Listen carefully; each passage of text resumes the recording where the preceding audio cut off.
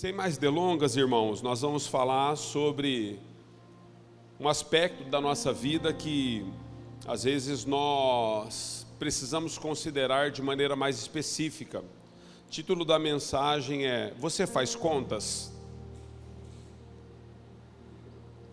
A mulherada já pensou no shopping, né? Nos cartões de crédito, nos financeiros. Você faz contas? Quero falar um pouquinho a respeito do aspecto da vida cristã, amados. Às vezes nós não fazemos as contas necessárias para caminhar com Cristo.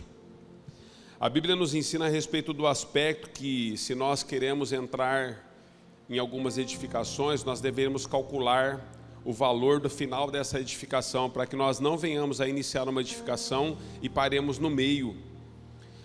Muitas vezes, e não tem sido diferente no cristianismo, as pessoas elas iniciam alguns aspectos até de Deus para a própria vida, mas em não calcular o custo da obra, eles param na metade. E todos nós temos um chamado, todos nós temos um propósito pelo qual Deus tem nos levantado para cumprir não a nossa vontade tão somente, mas a vontade de Deus. Não significa que você deve ser uma pessoa que não transmita, que você não defenda, que você de fato não compartilhe as suas vontades, mas significa que quando nós fazemos as contas de maneira correta e nós conectamos as nossas contas às contas de Deus, nós vamos ver que o saldo de Deus ele sempre é positivo no final. Agora, o fato do saldo de Deus ser positivo no final das contas não significa que todo o tempo você vai ter dinheiro no bolso, ok? Existem momentos de uma edificação que você precisa passar pelo estreito para que ela seja concluída. Às vezes você precisa até reavaliar se não é possível, né, você de fato trocar algumas questões da planta para que você possa concluir ao invés de parar no meio. Às vezes tem que ser inteligente no processo da construção. Agora, quando nós fazemos as contas antes, a edificação que nós produzimos e Deus produz através de nós, via de regra, começo, meio e fim, é sempre feito com material de qualidade. Nem sempre as obras terminam com o sonho de como ela iniciou, porque vai chegando no final, vai acabando os recursos, aí você começa a usar material de segunda. E a Bíblia diz que naquele grande dia, está lá na carta de Pedro, a Bíblia diz que os elementos ardendo em chama se fundirão, e tudo que é palha, feno, tudo que não presta, madeira, tudo que se corrompe, amados, vai passar pelo fogo e não vai sobrar nada, mas aquilo que é puro será purificado e isso subsistirá diante de Deus. Significa que se o cálculo daquilo que eu e você tomamos a decisão, quando Deus nos chama para um propósito, se ele é feito de maneira adequada, ainda que nós construamos algo que aos nossos olhos parece pequeno, mas os fundamentos dessa edificação e a conclusão dela sempre vai ser segundo a vontade de Deus. Às vezes desejamos coisas tão grandes, tão amplas, enormes, e não nos damos conta de que Deus às vezes não tem essa proporção para nós. Pastor, me dá uma base bíblica para isso, porque Deus não quer que todos prosperem? Deus deseja que nós prosperemos. A grande questão é o que é prosperidade para você. Nós precisamos ter uma atitude certa em relação às palavras que nós recebemos e aquilo que Deus está demonstrando segundo a sua palavra. Porque é assim, amados, às vezes a prosperidade aos seus olhos são milhares, centenas de milhares. Mas aí então Deus fala com Jetro. Jetro era sogro de Moisés, em um momento difícil da vida de Moisés, onde Moisés está conduzindo o povo num êxodo, e Moisés então, como líder espiritual da nação, ele passa a aconselhar, como sacerdote, ele passa a aconselhar toda a nação. Mas acontece que Moisés, ele carregava nas costas não uma igreja de 100 membros, ele carregava uma igreja de quase 9 milhões de pessoas. E aí você atender todos os dias, haja atendimento, irmãos. Então Deus fala com Jetro e diz assim para Jetro: Jetro, deixa eu dizer algo para você, ajuda o teu genro que ele vai morrer. Diga para Moisés o seguinte: eu estou dando uma instrução de que eles separem homens idôneos dentre aqueles que caminham, para que Ele possa separar homens para 10, homens para 50, homens para 100 e homens para milhares. Significa que às vezes, na nossa percepção, na nossa ânsia, no nosso desejo de responder às aflições da nossa alma, os nossos sonhos e projetos, ou respondermos até mesmo à sociedade com quem convivemos, as frustrações que nos causaram, nós desejamos às vezes em todo o tempo provar algo a alguém. Em tentar provar algo a alguém, você sempre vai se posicionar assim, no topo daquilo que você deseja alcançar. Pastor, o senhor está querendo destruir os meus sonhos? O senhor está querendo dizer que eu não devo crescer, que eu não devo expandir? Não estou dizendo nada disso. Estou dizendo que você só precisa saber qual é a porção que Deus tem preparado a seu respeito, o quanto Ele deseja derramar sobre a sua vida. Porque se você viver uma vida correndo atrás dos seus sonhos e projetos para milhares e Deus te colocou para 100, centenas, se Deus te colocou para dezenas, você vai passar uma vida frustrando a outros e se frustrando, porque você começa uma edificação e tudo aquilo que você começa a edificar, você nunca termina.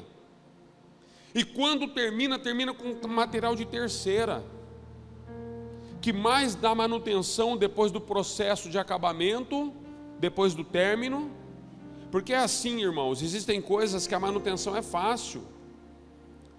Você sabe disso na sua casa. Vou te dar um exemplo. Está pingando uma torneira, você vai e troca a borrachinha.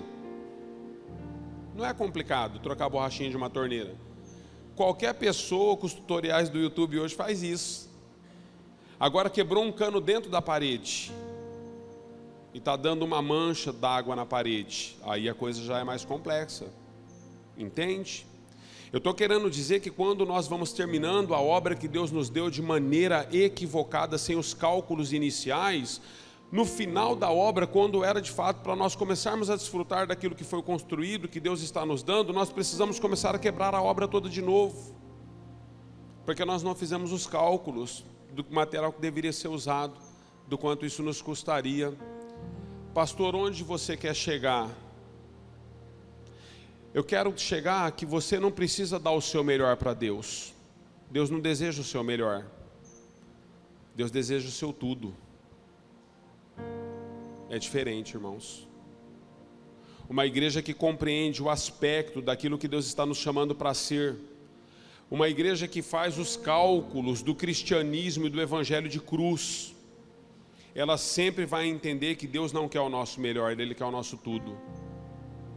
E computar isso, sairmos na largada e entendendo que a vida que Deus nos chama é uma vida para Ele, por Ele, através dEle, faz toda a diferença em meio ao processo daquilo que está sendo construído. Eu quero avaliar algumas questões com você. A consciência do fim é que mantém o presente funcionando. A consciência do fim. O que Deus te deu? Qual é o seu chamado, a sua vocação, os propósitos que Deus tem para você? O porquê que Deus te colocou em meio a uma comunidade? Por que Deus escreveu o seu nome no livro da vida? Quando Deus olhou para você no propósito original e te tirou da lama que você vivia, o que Ele tem para você? Qual é a sua contribuição no corpo? Cristo é a cabeça do corpo, amados. Nós precisamos nos submeter a essa cabeça. Todos nós somos membros de um corpo.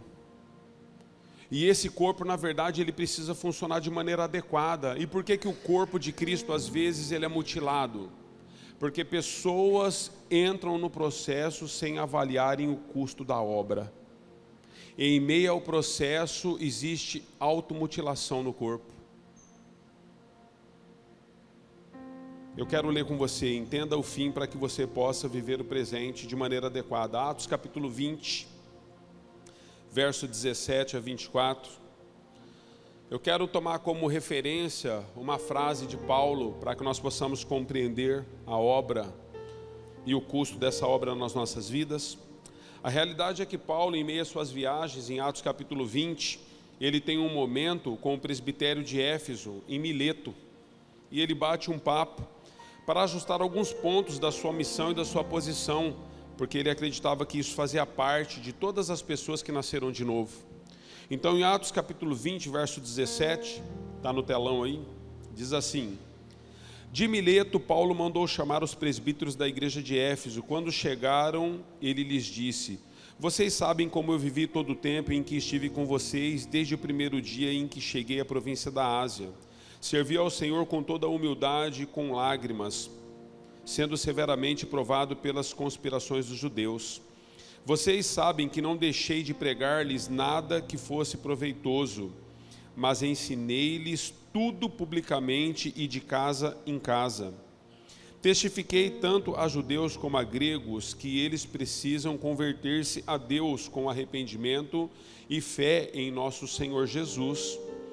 Agora, compelido pelo Espírito, estou indo para Jerusalém, sem saber o que me acontecerá ali, senão que, em todas as cidades, o Espírito Santo me avisa que prisões e sofrimentos me esperam. Eu quero dar uma ênfase no verso 24 com você. Depois de Paulo já ter a consciência de que o Espírito Santo estava o avisando de todas as maneiras, meios e formas, de que prisões, cadeias, açoites e sofrimento esperava e aguardava ele nos próximos dias dali para frente. No verso 24 ele diz assim: todavia não me importo, nem considero a minha vida de valor algum para mim mesmo, se tão somente eu puder terminar a corrida e completar o ministério que o Senhor Jesus me confiou, de testemunhar o Evangelho da graça de Deus. Qual que era, amados, o ministério que Deus havia compelido Paulo? Ele conclui: testemunhar o Evangelho da graça de Deus. Pai, nós te louvamos pela Tua palavra e que ela se faça vida nas nossas vidas. Leva-nos cativos, ó Deus, agora, em relação à Sua vontade, toda dispersão, tudo aquilo que impede, Senhor, de nós entendermos e compreendermos o que o Senhor quer comunicar. Nessa manhã, Senhor, o Senhor possa tirar de nós, que essa palavra seja viva e eficaz para mudar o destino da nossa vida em todos os aspectos humanos. Assim nós oramos, em nome de Jesus. Amados, Paulo ele ganha uma convicção de cálculo do quanto ele deveria gastar-se e deixar-se gastar pela obra de Cristo. Paulo, ele tem assim uma carreira promissora dentro da vida da religião, por aquilo que ele vivia antes mesmo de um encontro com Jesus na estrada de Damasco. Paulo, em Atos capítulo 9, ele tem um encontro com Cristo, e a partir desse encontro, uma chave vira na vida de Paulo, uma página vira na vida de Paulo. Paulo, ele tinha tudo, amados, para continuar exercendo, para continuar desenvolvendo, desenrolando a história da sua vida, sem que ele tomasse decisões que implicassem com tantas perdas e baixas para ele. Porque ele estava no ápice da sua carreira. Ele chega a dizer a respeito de si mesmo em sua defesa, que em dados momentos ele de fato sabia exatamente quem ele era na posição religiosa que ele havia sido colocado. Ele chega a dizer a respeito de si que ele era fariseu dos fariseus, ele chega a concluir que ele havia estudado aos pés de Gamaliel. Ou seja, Paulo ele começa a falar do seu currículo, e para quem entende da palavra e da cultura judaica, daquilo que Paulo está expressando, ele está falando da elite de uma posição que nós podemos galgar naquilo que nós desejamos, seja qual for a tua área. Seja o que for que você faz, é quando você chega no topo da lista, é quando você de fato, depois de chegar no topo da lista das suas buscas, você deveria só manter. É quando você já não faz mais forças para que você possa conduzir o processo, porque você alcançou aquilo que tanto almejava depois de tanta entrega, tanta batalha, tanto estudo, tanta busca. Paulo estava vivendo um momento assim. Mas em Atos capítulo 9, amados, diz que de repente ele tem um encontro com o Senhor dos Senhores, com o Rei dos Reis. E a Bíblia diz que a partir desse momento, Paulo começa em uma ressignação de vida, porque ele começa a participar de uma obra que era muito maior do que a obra que ele próprio havia projetado para si. Eu acredito que houve um momento na sua vida, houve um momento na minha vida, onde as nossas histórias se chocaram com a vontade, com o centro do querer de Deus. Não que Deus estivesse disperso, e que Deus nunca desejou isso para mim e para você, porque a Bíblia diz lá no Salmo 139 que todos os nossos dias foram contados por Ele. Deus sabe cada um dos nossos dias, amados, porque na verdade a respeito da sua soberania a gente não tem o que dizer. Existe um propósito na soberania, existe um propósito central na vontade de Deus a seu e a meu respeito, que é muito maior do que aquilo que nós temos projetado. E existe um momento na vida de cada ser humano que Atos capítulo 9 precisa acontecer. É onde nós nos declaramos agora nascidos de novo, convertidos a não a vontade do homem mais, mas a própria vontade de Deus. É onde nós chamamos, olha, no dia que eu entreguei minha vida para Jesus, ou no dia que Jesus me encontrou, como você melhor preferir. Mas existe um momento nas nossas vidas onde existe um divisor de águas. E quando esse divisor de águas ele acontece, a primeira coisa que nós enfrentamos depois do título conversão é que nós entramos numa vida romântica com Deus. E todo cristão que vive um romantismo ilusório com a palavra, o destino ao final dessa construção é material de terceira. Porque Deus na verdade não chamou você para um romance, Deus chamou você para um casamento. E o casamento tem implicações, amados, porque quando nós paqueramos, quando nós estamos assim, afeiçoados com alguém, na nossa juventude, na nossa adolescência, quando você bate o olho na pessoa que, sabe, quando rola química, nós não temos comprometimento nenhum com aquela pessoa, nós não precisamos deixar nada, nós podemos seguir, mas nós estamos completamente apaixonados. Agora, quando nós falamos de aliança, amado, o casamento é diferente. A aliança sempre vai exigir de mim e de você uma postura da qual eu e você precisamos compreender os custos dessa aliança na nossa vida. E Paulo está entendendo isso ao ponto de dizer, olha, eu quero dizer algo para vocês, eu já não considero mais a minha vida como preciosa por coisa alguma. Jesus me chamou. E eu tenho entendido que depois desse novo momento na minha vida, agora caminhando com Deus no centro da sua vontade, existem momentos que eu vou estar na crista da onda, mas existem momentos que eu vou pagar altos preços para que a vontade dele se cumpra na minha e através da minha vida. Ele falou, em relação a mim, eu já tenho a consciência que daqui para frente o que me espera são cadeias, açoites e perseguições. A Bíblia nos ensina, amados, a quem muito é dado, muito é exigido. Existe um momento na vida cristã que nós nos amoldamos e nos acostumamos com o sistema, e nós passamos a enxergar a igreja como enxergamos uma empresa. Ei, deixa eu dizer algo para você. A igreja não é uma empresa.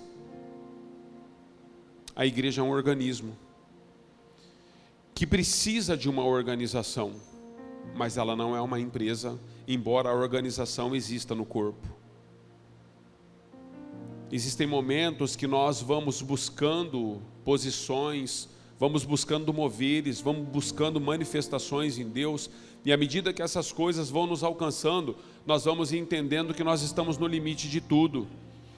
E eu olho para algumas pessoas, amados, que eles ainda não deram 1/3 daquilo que é possível, segundo aquilo que Deus os levantou para ser. Porque nós vemos as características dos dons fluindo de maneira natural, mas uma omissão acontecendo todos os dias. Porque a pessoa chegou na posição que aos olhos dela, ela tinha uma visão que a construção que Deus a confiou era para 30, para 50. Mas todo mundo que convive sabe que ela tem condição de 100, de 200. Alguns têm condição de milhares. Mas a pessoa se contenta em simplesmente estar numa posição ministerial. Não, agora eu estou no louvor. Não, agora eu oro em línguas. Não, agora eu estou na diaconia. Não, agora... Irmãos, deixa eu dizer algo para vocês. Nós precisamos entender o que é a igreja. Nós precisamos fazer as contas certas diante daquilo que é evangelho. Sabe por quê, amados? Existe algo que Deus anseia. É uma igreja de fato que seja imaculada diante da sua presença.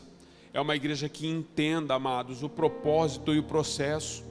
São coisas completamente diferentes. Nós vivemos um propósito, mas todo propósito tem um processo. O problema do propósito na vida de um ser humano é que em meio aos processos, o ser humano não atinge o propósito. Porque os processos paralisam a maioria das pessoas que se dizem cristãs. É histórico isso, amados. Qual que é a conta que nós fazemos então, se nós temos percebido isso ao longo de centenas de anos?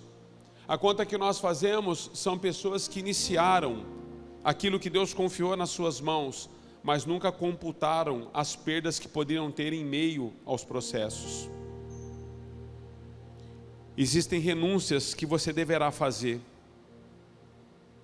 E existem outras perdas que você sequer desejou, mas elas vão te alcançar.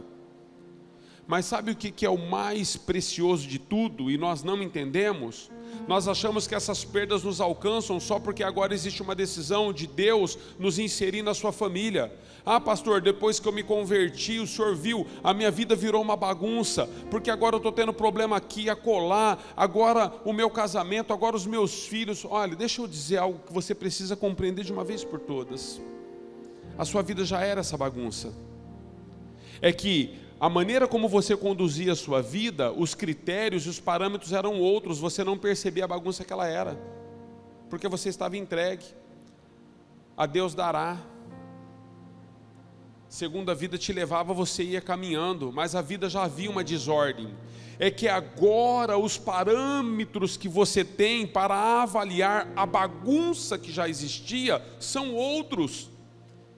Mas aí nós atribuímos ao Evangelho, nós atribuímos a Cristo, nós dizemos, olha, depois que eu vim para a igreja, a minha vida virou de cabeça para baixo. Sempre esteve, querido. As pessoas com quem você convive na sua casa são as mesmas pessoas de antes da conversão. A tua personalidade, persona, o teu DNA é o mesmo DNA de antes da conversão. Nós paramos, às vezes, para analisar algumas coisas, e a conclusão que nós chegamos é que as pessoas espiritualizam tudo. Você não deve espiritualizar tudo, você tem que entender o momento que você está vivendo e fazer as contas certas em relação àquilo que você está enfrentando. As muitas perdas que alcançam a você e a mim, nos alcançariam também se estivéssemos no mundo. Olha se não alcançássemos coisas piores. Porque às vezes para você tomar um tiro, você só precisa estar num lugar que atiram. Onde você quer chegar, pastor? O que você quer dizer? Eu quero dizer que hoje Deus tem te preservado de muitas coisas, porque te tirou de lugares que você não deveria estar. Agora essas contas às vezes nós não fazemos, porque nós só queremos trazer para Deus aquilo que nós temos como dor, como frustração. Nos achamos injustiçados tantas vezes, e Deus está falando, filho, computa a obra, vocês não estão entendendo. Faça as contas certas, entenda isso de maneira clara.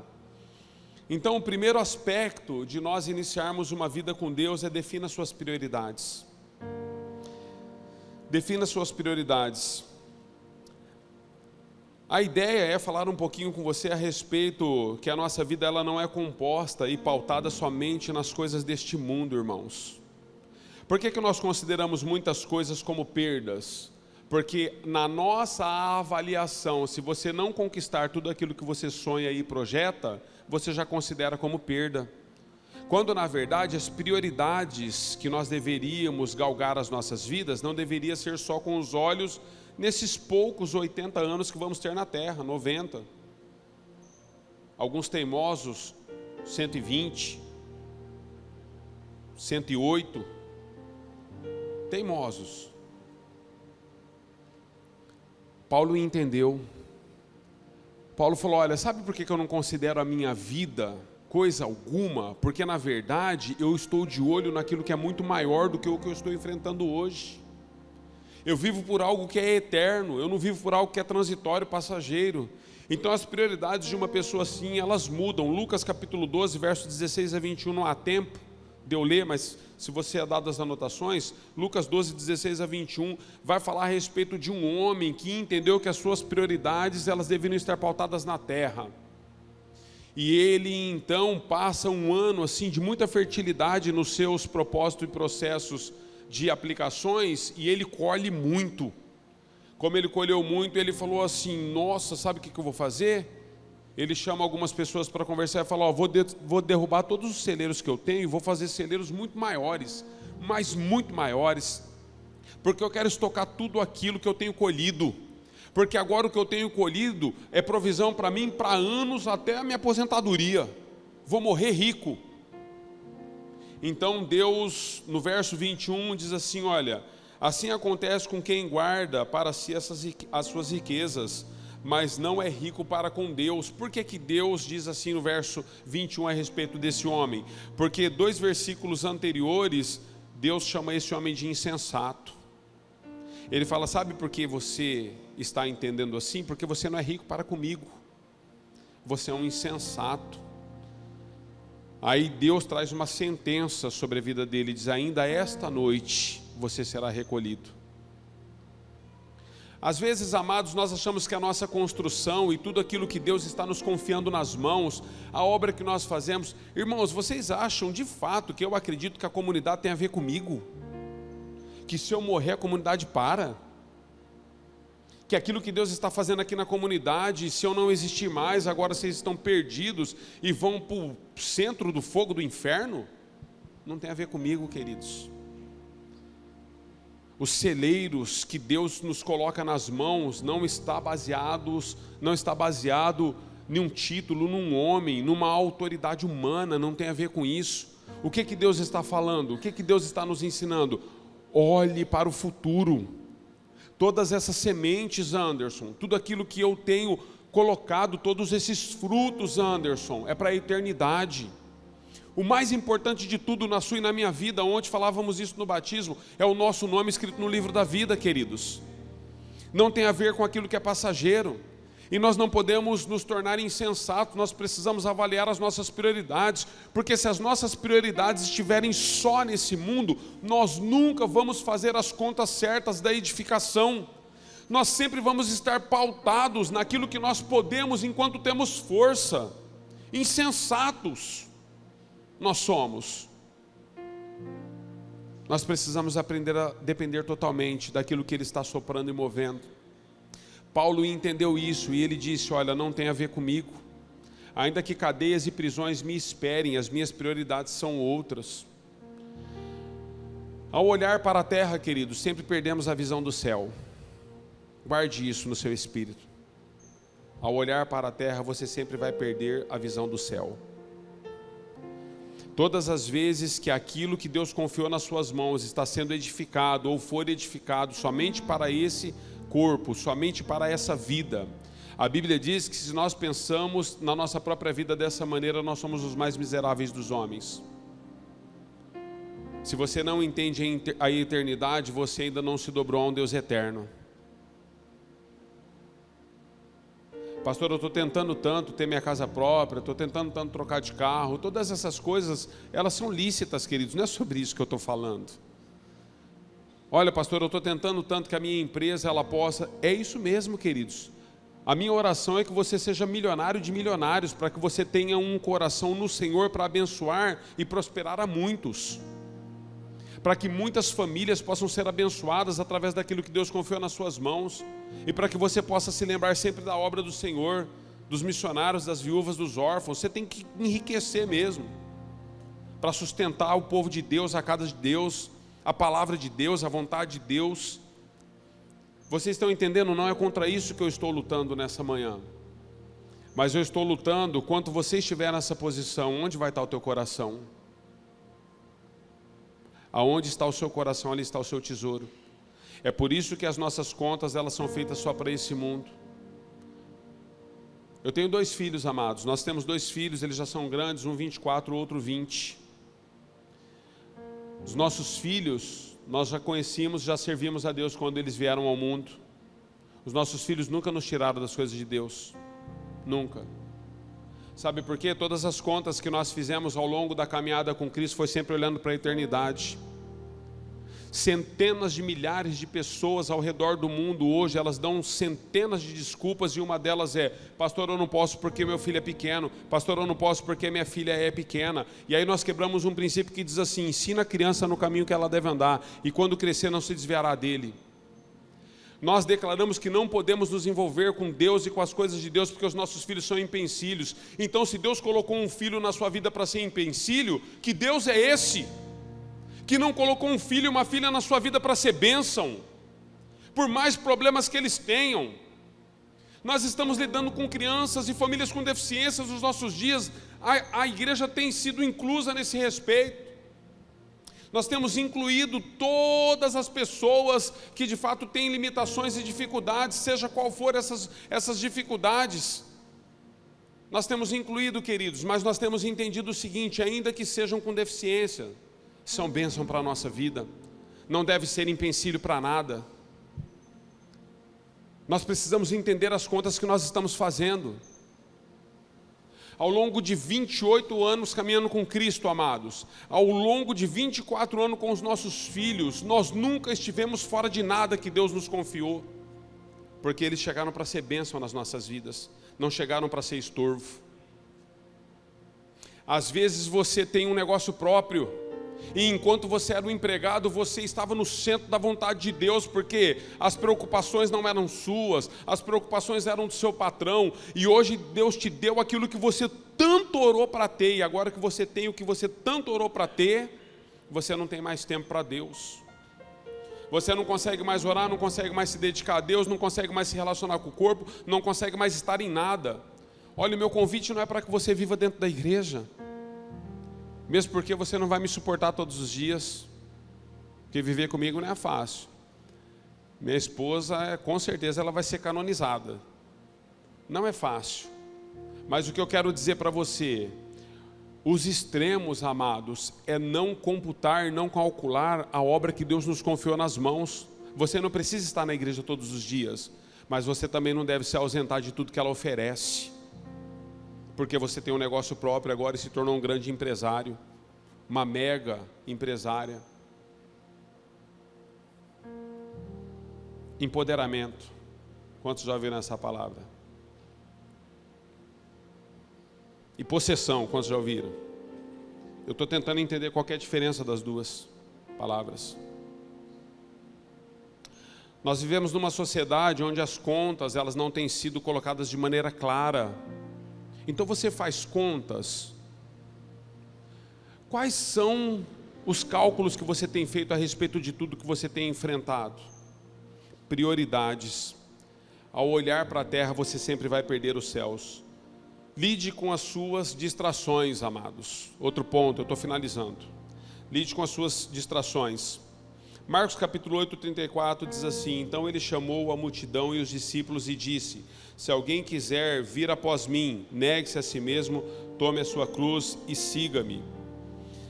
Amados, nós precisamos entender que seguir a Jesus sendo um espectador é uma condição, mas caminhar com Jesus sendo filhos e discípulos é outra condição.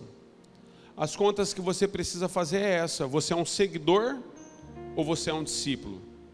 Você é um filho ou quem é você? Porque em dados momentos você vai ter que tomar algumas decisões. Existem coisas na minha e na sua vida que não compete mais para quem nasceu de novo. E é isso que Paulo está dizendo: eu não tenho a minha vida mais preciosa por coisa alguma, porque algumas decisões foram e são necessárias, uma vez que eu estou caminhando com Ele, diante dEle, para Ele. Eu preciso correr, mas Hebreus 11:35 diz assim: houve mulheres que pela fé, elas viram a ressurreição dos seus mortos, e tiveram de volta eles. Mas aí o versículo continua dizendo o seguinte: alguns foram torturados e recusaram ser libertos para poderem alcançar uma ressurreição superior. A fé, amados, quando nós falamos sobre fé na igreja, olha uma conta errada que nós fazemos. Nós sempre achamos que a fé deve, porque nós exercemos ela, nós sempre achamos que a fé deve nos absolver.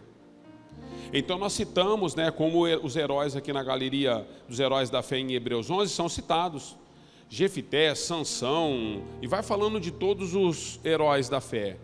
Fala que alguns fecharam a boca dos leões, uma referência a Daniel nas covas dos leões. Então nós achamos o seguinte: uma vez que nós colocamos a fé em Deus e na pessoa de Jesus, nós temos que, como Pedro, andar sobre as águas.